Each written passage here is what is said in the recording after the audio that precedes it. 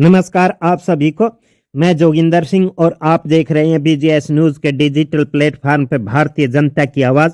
भारतीय जनता की आवाज में आज हम आपको दिखाएंगे शबनम खान की आवाज। दिल्ली के कनॉट प्लेस में खड़ी होकर शबनम खान नामक इस पढ़ी लिखी महिला ने कांग्रेस पार्टी, असुद्दीन ओवैसी और वक्फ बोर्ड डडियल मुल्लाओं की बैंड बजा दी। बने रहिए हमारे बीजीएस न्यूज के डिजिटल प्लेटफॉर्म पे। देखिए शबनम खान ने और क्या क्या कहा। कहे अनुसार मोटे पेट और टोपी लगाई, दाढ़ी बढ़ाई और मुल्ला बन के आ गए। मुल्लागिरी से जिनका कोई लेना देना भी नहीं होता था, ना उनको इस्लाम धर्म की नॉलेज होती थी, बस उनकी दाढ़ी बढ़वाई और टोपी लगा दी और एक अचकन पहना दी, हो गए जी मुल्ला तैयार।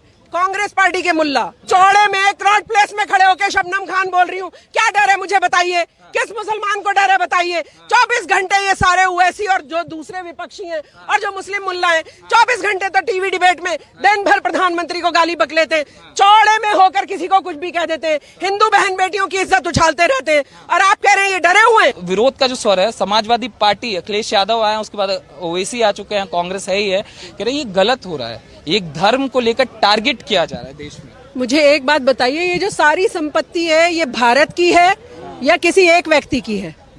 भारत की संपत्ति को कोई एक वक्फ बोर्ड, वो भी 2-4 चंगू मंगू मुल्ला उसको डिक्टेट करें, उसके ऊपर कब्जा रखें और लाल किले को कहें मेरे पिताजी की संपत्ति है, ऐसा चलने दिया जाएगा क्या? ऐसा नहीं चलने दिया जाएगा। भारत की संपत्ति भारत के पास रहेगी, किसी एक पर्टिकुलर व्यक्ति या किसी एक बोर्ड को मालिकाना हक नहीं दिया जा सकता। अभी एक जज साहब ने भी बखिया उधेड़ी है इसी बात पर जी, कि आप कैसे कह सकते हैं। आपने हाई कोर्ट को भी कह दिया, कल आप और हमारे को तो बाहर निकाल के खड़ा कर देंगे आप। और जो आप हिंदू भाइयों का, मतलब हिंदू भाइयों का नाम सुनते ही चिढ़ जाते हैं, बेटी बहन हिंदू बहनों की बात कर दो तो चिढ़ जाते हैं। जो इतना मन में पाप रखते हैं, मैं ओवैसी जी और कांग्रेस पार्टी की बात कर रही हूँ, वो वक्फ बोर्ड के लिए लड़ने के लिए खड़े हो गए। क्यों? क्योंकि भारत की संपत्ति पे कब्जा करने का ये जो मिशन था, ये कांग्रेस पार्टी की देन है। कांग्रेस पार्टी ने मुसलमानों के कंधे पे रख के बंदूक चलाई और कहा कि चलो वक्फ बोर्ड बनाया जाए। मुसलमानों के नाम पे एक वक्फ बोर्ड का गठन किया गया और सारी भारत की संपत्ति को उधर सौंप दिया गया, ताकि जब भी जरूरत हो, जब भी कुछ ऐसी चीज हो जाए, जब सत्ता ना हो या कोई और चीज करनी पड़े, तो सारी भारत की संपत्ति हमारे हाथ में रहे। ये सब कांग्रेस का बड़ा षड्यंत्र है। अगर जनता नहीं समझती तो जनता को अपना दिमाग और दिल खोल के समझना चाहिए। भारत की प्रॉपर्टी, हम कनॉट प्लेस में खड़े, भारत की रहेगी, किसी को नहीं देने दिया जाएगा। लगातार इस तरीके का प्रयास हो रहा है। 2013 में जो लाया गया कि 120 जो प्रॉपर्टीज थी उनको दे दिया गया वक्फ के अंदर, और इस तरीके से इतना ताकतवर वक्फ को बनाया गया। लगातार नेहरू की बात करें, नेहरू के बाद से फिर नरसिम्हा जी जिस तरीके से सुधार लाते हैं, उसके बाद 2013 में मनमोहन सिंह सरकार जिस तरीके से जाते जाते 120 संपत्ति, सरकारी संपत्ति देकर चली जाती है। ये क्यों लगातार, क्या क्या प्रयास हो रहा था इसके जरिए? मैंने आपको बताया कि कांग्रेस पार्टी का एक मिशन रहा है कि भारत की पूरी संपत्ति अपने कब्जे में रहनी चाहिए। हालांकि उनको पहले ऐसा लगता नहीं था कि भारतीय जनता पार्टी की भी कभी ऐसी मेजोरिटी में सरकार आ जाएगी, लेकिन भविष्य तो पता होता है ना कि हम धीरे धीरे जो खोखला कर रहे हैं भारत को, जनता एक दिन जागरूक होगी और किसी और पार्टी की भी सत्ता आ सकती है। ये कांग्रेस पार्टी ने दांत गड़ा लिए भारत की सारी जमीन पर और नाम दिया वक्फ बोर्ड।